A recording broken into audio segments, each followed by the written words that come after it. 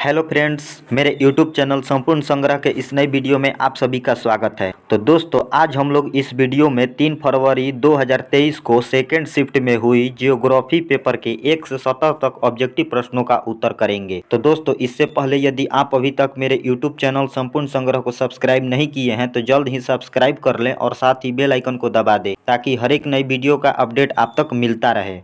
तो चलिए दोस्तों, चलते हैं अपने प्रश्न की ओर। तो पहला प्रश्न है, पम्पास कहाँ है? तो इसका आंसर हो जाएगा ऑप्शन ए यानी दक्षिण अमेरिका। अगला प्रश्न है, बर्मिंघम कहाँ है? तो इसका करेक्ट आंसर हो जाएगा ऑप्शन बी यानी ग्रेट ब्रिटेन में। अगला प्रश्न है, कच्चा लोहा में मैग्नीज मिलाकर क्या बनाया जाता है? तो इसका करेक्ट आंसर हो जाएगा ऑप्शन ए इस्पात। अगला प्रश्न है, निम्नलिखित में से कौन तृतीय क्रियाओं से संबंधित है? तो इसका आंसर हो जाएगा ऑप्शन डी इनमें से सभी। अगला प्रश्न है, लाल कलर का संबंध है? तो इसका आंसर हो जाएगा प्राथमिक क्रिया से, ऑप्शन ए। अगला प्रश्न है, विश्व में सर्वप्रथम रेलगाड़ी कब चली? तो इसका करेक्ट आंसर हो जाएगा ऑप्शन ए 1825 में। अगला प्रश्न है, विश्व का सघनतम रेल तंत्र पाया जाता है? तो इसका करेक्ट आंसर हो जाएगा ऑप्शन डी उत्तरी अमेरिका में। अगला प्रश्न है, नागपुर योजना संबंधित है? तो इसका करेक्ट आंसर हो जाएगा ऑप्शन ए सड़क परिवहन से। अगला प्रश्न है, राष्ट्रीय जलमार्ग संख्या 1 का विस्तार है? तो इसका आंसर हो जाएगा इलाहाबाद से हल्दिया। अगला प्रश्न है, हजीरा विजयपुर जगदीशपुर पाइपलाइन का हजीरा अवस्थित है? तो इसका करेक्ट आंसर हो जाएगा ऑप्शन सी गुजरात। अगला प्रश्न है, कोंकण रेलवे का विस्तार किस राज्य में नहीं है? तो इसका करेक्ट आंसर हो जाएगा ऑप्शन ए गुजरात। अगला प्रश्न है, भारतीय रेलवे की स्थापना कब हुई? तो इसका करेक्ट आंसर हो जाएगा ऑप्शन सी 1853 में। अगला प्रश्न है, इनसैट का संबंध है? तो इसका करेक्ट आंसर हो जाएगा ऑप्शन ए उपग्रह संचार से। अगला प्रश्न है, भारत का सबसे बड़ा पत्तन है?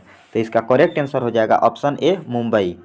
अगला प्रश्न है, भारत में जनगणना का महान विभाजक वर्ष है? तो इसका करेक्ट आंसर हो जाएगा ऑप्शन सी 1921। अगला प्रश्न है, परिसंचरण की धमनियाँ संबंधित है? तो इसका करेक्ट आंसर हो जाएगा ऑप्शन डी इनमें से सभी।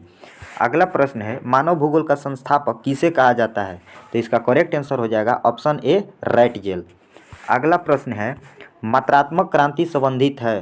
तो इसका करेक्ट आंसर हो जाएगा ऑप्शन सी ए तथा बी दोनों से। अगला प्रश्न है, विश्व में जनसंख्या की दृष्टि से भारत का स्थान कौन सा है? तो इसका करेक्ट आंसर हो जाएगा बी दूसरा।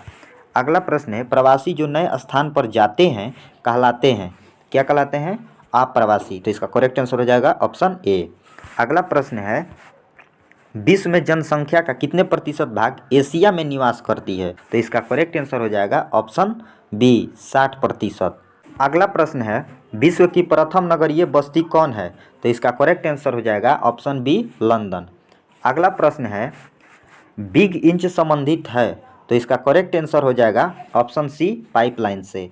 अगला प्रश्न है, भारत का सबसे कम साक्षर राज्य कौन है? तो इसका करेक्ट आंसर हो जाएगा ऑप्शन ए बिहार।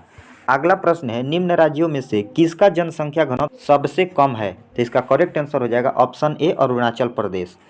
अगला प्रश्न है, भारत में जनसंख्या की वार्षिक वृद्धि दर है? तो इसका करेक्ट आंसर हो जाएगा ऑप्शन डी 1.64%। अगला प्रश्न है, भारत में पुरुष प्रवास का कारण है? तो इसका करेक्ट आंसर हो जाएगा डी इनमें से सभी। अगला प्रश्न है, 2011 की जनगणना के अनुसार भारत में साक्षरता है? तो इसका करेक्ट आंसर हो जाएगा ऑप्शन सी 74.04%। अगला प्रश्न है, कोलकाता पत्तन किस नदी पर स्थित है? तो इसका करेक्ट आंसर हो जाएगा ऑप्शन सी हुगली नदी। अगला प्रश्न है, निम्नलिखित पत्तनों में से कौन भारत के पूर्वी तट पर है? तो इसका करेक्ट आंसर हो जाएगा ऑप्शन डी पारादीप। अगला प्रश्न है, निम्न नदियों में से सर्वाधिक प्रदूषित कौन है? तो इसका करेक्ट आंसर हो जाएगा ऑप्शन ए यमुना। अगला प्रश्न है, निम्नलिखित में से कौन सा अम्ल वर्षा का एक कारण है? तो इसका करेक्ट आंसर हो जाएगा बी वायु प्रदूषण। अगला प्रश्न है, नमामि गंगे कार्यक्रम किस नदी से संबंधित है? तो इसका करेक्ट आंसर हो जाएगा ए गंगा। अगला प्रश्न है, हीराकुंड परियोजना है? तो इसका करेक्ट आंसर हो जाएगा ऑप्शन ए उड़ीसा में। अगला प्रश्न है, निम्न में से कौन दक्षिण भारत की नदी है? तो इसका करेक्ट आंसर हो जाएगा ऑप्शन डी कृष्णा। अगला प्रश्न है, विकास का केंद्र बिंदु है? तो इसका करेक्ट आंसर हो जाएगा ऑप्शन डी इनमें से सभी। अगला प्रश्न है, निम्नलिखित में से किस महाद्वीप में जनसंख्या वृद्धि सर्वाधिक है? तो इसका करेक्ट आंसर हो जाएगा ऑप्शन सी एशिया। अगला प्रश्न है निम्नलिखित देशों में से किसका लिंगानुपात सर्वाधिक है? तो इसका करेक्ट आंसर हो जाएगा ऑप्शन डी लैटविया। अगला प्रश्न है मानव विकास सूचकांक को किसने विकसित किया? तो इसका करेक्ट आंसर हो जाएगा ऑप्शन ए डॉक्टर महबूब उल हक। अगला प्रश्न है निम्न में से कौन प्राथमिक क्रियाकलाप से संबंधित है? तो इसका करेक्ट आंसर हो जाएगा ऑप्शन डी इनमें से सभी। अगला प्रश्न है निम्न में से कौन रोपण फसल नहीं है? तो इसका करेक्ट आंसर हो जाएगा ऑप्शन सी गेहूँ। अगला प्रश्न है पशुचारण किस आर्थिक क्रियाकलाप से संबंधित है? तो इसका करेक्ट आंसर हो जाएगा ऑप्शन ए प्राथमिक क्रियाकलाप। अगला प्रश्न है राउरकेला इस्पात संयंत्र अवस्थित है? तो इसका करेक्ट आंसर हो जाएगा ऑप्शन सी ओडिशा में। अगला प्रश्न है टाटा लौह इस्पात संयंत्र कहाँ स्थित है? तो इसका करेक्ट आंसर हो जाएगा ऑप्शन सी जमशेदपुर। अगला प्रश्न है भारत का मैनचेस्टर है? तो इसका करेक्ट आंसर हो जाएगा ऑप्शन सी अहमदाबाद। अगला प्रश्न है ट्राम्बे औद्योगिक केंद्र किस राज्य में है? तो इसका करेक्ट आंसर हो जाएगा ऑप्शन बी महाराष्ट्र। अगला प्रश्न है नई औद्योगिक नीति लागू की गई? तो इसका करेक्ट आंसर हो जाएगा ऑप्शन सी 1991 ईस्वी में। अगला प्रश्न है पर्वतीय क्षेत्र विकास कार्यक्रम की शुरुआत किस पंचवर्षीय योजना में हुई? तो इसका करेक्ट आंसर हो जाएगा ऑप्शन सी 5वीं। अगला प्रश्न है नीति आयोग की स्थापना कब हुई? तो इसका करेक्ट आंसर हो जाएगा ऑप्शन सी 2014 में। अगला प्रश्न है मीटर गेज रेल लाइन की चौड़ाई कितनी होती है? तो इसका करेक्ट आंसर हो जाएगा option D. Metre gauge rail line की जो चौड़ाई होती है यानी दो पटरियों के बीच की जो चौड़ाई होती है वो 1 मीटर होती है। यहाँ पे डी नंबर होगा, इनमें से कोई नहीं। अगला प्रश्न है विश्व व्यापार संगठन की स्थापना कब हुई? तो इसका करेक्ट आंसर हो जाएगा ऑप्शन बी 1995। अगला प्रश्न है विश्व व्यापार संगठन का मुख्यालय स्थित है? तो इसका करेक्ट आंसर हो जाएगा ऑप्शन सी जेनेवा में। अगला प्रश्न है आबादान उदाहरण है? तो इसका करेक्ट आंसर हो जाएगा ऑप्शन ए तेलपतन का। अगला प्रश्न है निम्नलिखित में से कौन सांस्कृतिक नगर है? तो इसका करेक्ट आंसर हो जाएगा ऑप्शन डी यानी इनमें से सभी।